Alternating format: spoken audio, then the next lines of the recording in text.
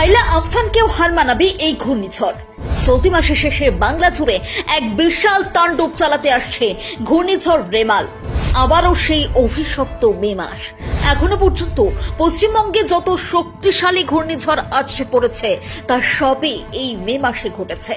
এবারও যে সাইক্লোন আছড়ে পড়তে চলেছে তার গতিবেগ হবে আগের তুলনায় অনেক বেশি। ইতিমধ্যে সমুদ্র গভীরে বিশাল এক ঘূর্ণাবর্ত জেগে উঠেছে। কিছুদিনের মধ্যেই তা গভীর নিম্নচাপে পরিণত হবে, কিন্তু ঠিক কবে কোথায় সে আছড়ে পড়বে তা এখনো স্পষ্ট নয়। শুধুমাত্র এটুকুই জানা যাচ্ছে এই বাংলার বুকে আছড়ে পড়তে পারে ঘূর্ণিঝড় রেমাল। তবে মনে করা হচ্ছে আগামী 20 তারিখ থেকে এই ঝড়ের গতিপথ স্পষ্ট হতে পারে। আবহাওয়াবিদদের ধারণা মে মাসের শেষের দিকে মোটামুটি 24শে মে সমুদ্রপৃষ্ঠ থেকে শক্তি বাড়িয়ে স্থলভাগের দিকে এগোবে এই ঝড়। এই ঘূর্ণিঝড়ের অভিঘাত কোথায় হবে, কতটা হবে তা এখনো বলা যাচ্ছে না। প্রাথমিকভাবে শুধুমাত্র পশ্চিমবঙ্গ আর বাংলাদেশকে চিহ্নিত করা হয়েছে। এদিকে এই মে মাসকে সত্যিই দুই বাংলার জন্য অভিশপ্ত হয়ে দাঁড়াবে। আপনি যদি কয়েক বছরের ক্যালেন্ডার উল্টে দেখেন তাহলে দেখবেন 2009 সালের 25শে মে সুন্দরবনে ছোবল মেরেছিল আয়লা। ঝড়ের সর্বোচ্চ গতিবেগ ছিল ঘন্টায় 120 কিলোমিটার। আয়লার দাপটে বাংলায় প্রাণ গিয়েছিল কমপক্ষে 150 জনের। 2019-এর 3রা মে এবং 4ঠা মে ওড়িশা এবং পশ্চিমবঙ্গের উপকূলে তাণ্ডব চালায় ঘূর্ণিঝড় ফণী। 2019-এ 3রা মে এবং 4ঠা মে ওড়িশা ও পশ্চিমবঙ্গের উপকূলে তাণ্ডব চালায় ঘূর্ণিঝড় ফণী। ঘন্টায় 150 থেকে 175 কিলোমিটার বেগে আছড়ে পড়েছিল ফণীর ছোবল। 2020-এর 20শে মে বাংলার উপকূলে আছড়ে পড়ে আমফান।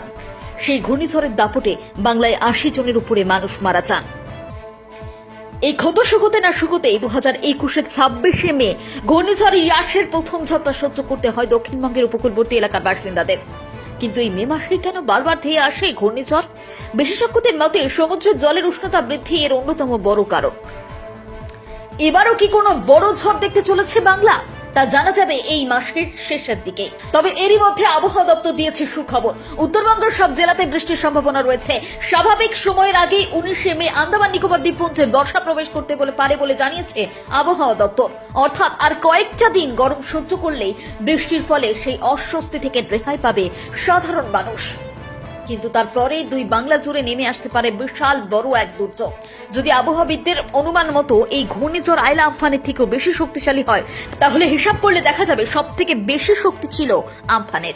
ঘন্টায় 150 কিলোমিটারের বেশি গতিবেগে ধেয়ে এসেছিল এই ঝড়। যদি তার থেকেও বেশি গতিবেগের রেমাল নামের এই ঝড় আসে তাহলে কিন্তু সুন্দরবন সহ কলকাতা, 2 চব্বিশ পরগনা এমনকি গোটা দক্ষিণবঙ্গে ভীষণ ক্ষয়ক্ষতি হতে পারে। আপনারা একটা জিনিস খেয়াল করে দেখবেন, যে সমস্ত ঝড়ের নামকরণ করা হয়েছে তার তাণ্ডব কিন্তু কিছুটা হলেও দেখেছে পশ্চিমবঙ্গবাসী ও বাংলাদেশ। এক্ষেত্রে ইতিমধ্যে এই ঝড়ের নামকরণ করা হয়েছে রেমাল। তবে তার শক্তি কতটা হবে তা জানতে শুধু সময়ের অপেক্ষা। ব্যুরো রিপোর্ট, টাটকা খবর।